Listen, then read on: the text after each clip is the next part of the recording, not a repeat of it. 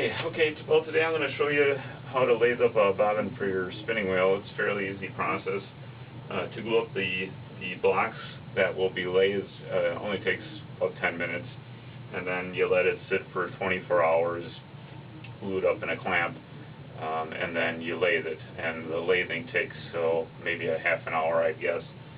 So here's where you start. You start with a basic wood block, and you measure your, hopefully you have a bobbin to measure. If you don't have the bobbin to measure, of course you can do some estimates by using the flyer that you're going to be using the bobbin for.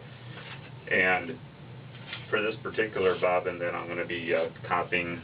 This one actually has a crack in it, but that crack really doesn't affect how the bobbin gets braked on the spinning wheel. So this one's actually okay, but I'm going to make a few copies to use in a lazy Kate. But anyway, you take your basic measurements. The width and the diameter of each of the ends of the bobbin is a oak hardwood dowel for the center.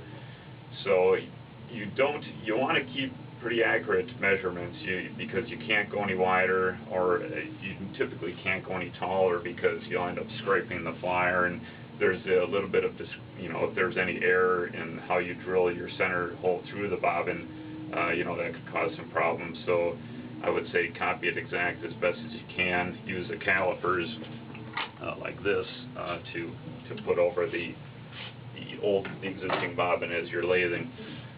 So, and then when you're completely done lathing it, you can drill your main hole through, the wider hole through, that'll fit the flyer shaft.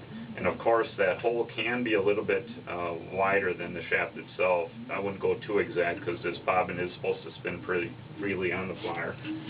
So what I did was I actually laminated up some pieces of hardwood stock. Typically it's not probably a good idea to do a laminating because that glue seam can maybe cause some problems later on, but if you do have a thicker block, well here I've got a thicker block, and what you do is you start out by making a crosshair from corner to corner on the block. That gives you your center point. Then what I do is I use a very good quality drill bit, try to make sure that the drill bit isn't bent at all, because that can cause you problems later on too.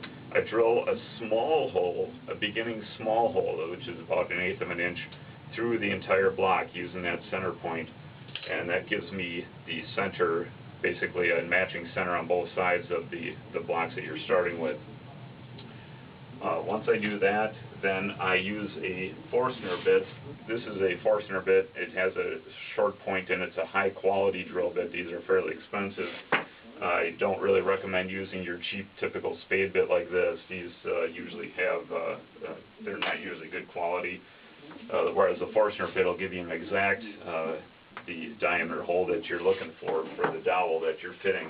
So here's my piece of hardwood dowel, and I drilled it about approximately 1/2 inch into the block. You don't want to go too deep, or you don't want to go too shallow, because this dowel has to hold into that block fairly well. And don't be skimpy with the glue.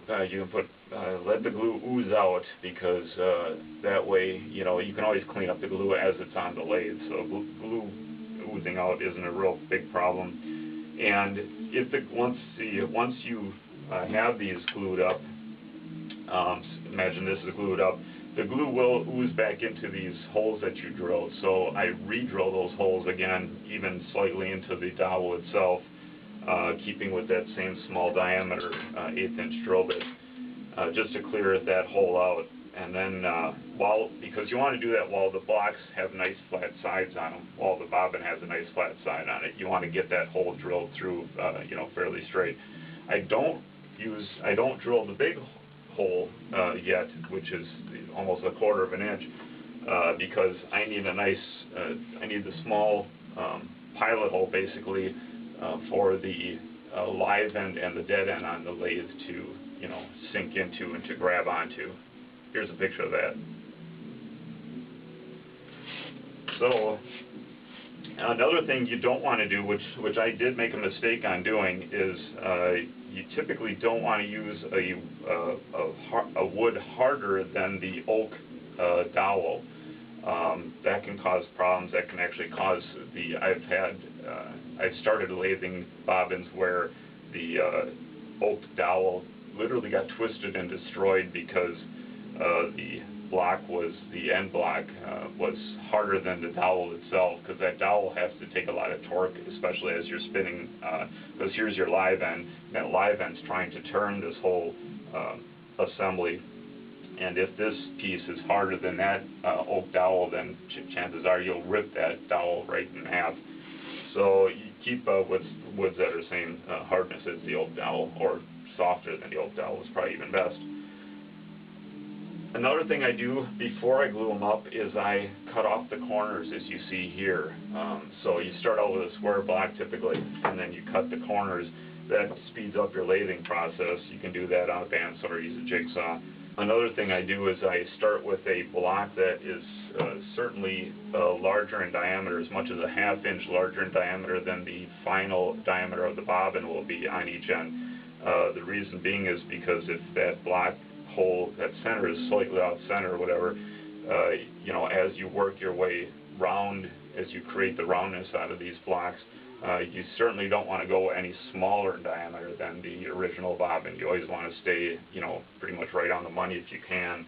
So I always start with a block that's slightly larger in diameter and work my way down to the roundness. It's a little bit of a waste of wood, but that's the best way to end up doing the whole system.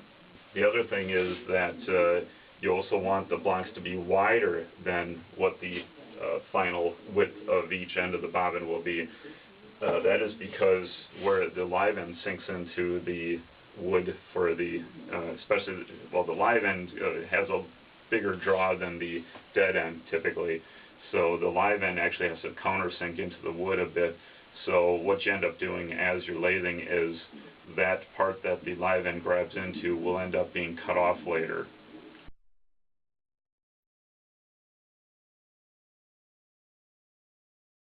And when you sand up, as the bobbin is on the lathe, of course you'll be sanding it as you go along.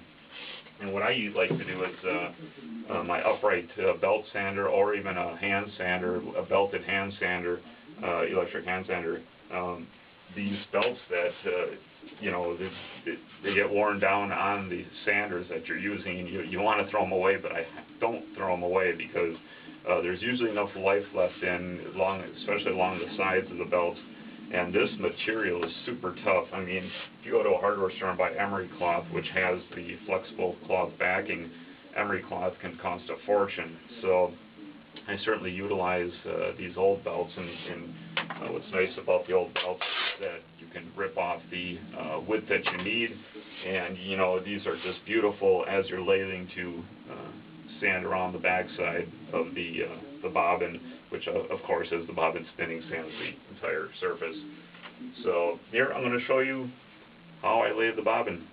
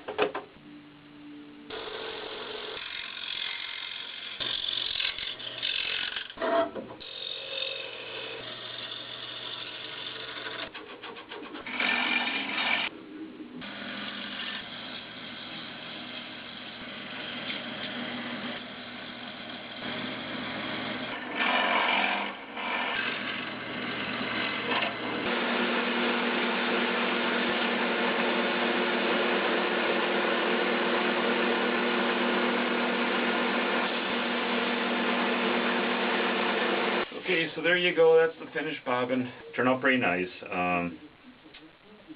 Not too bad.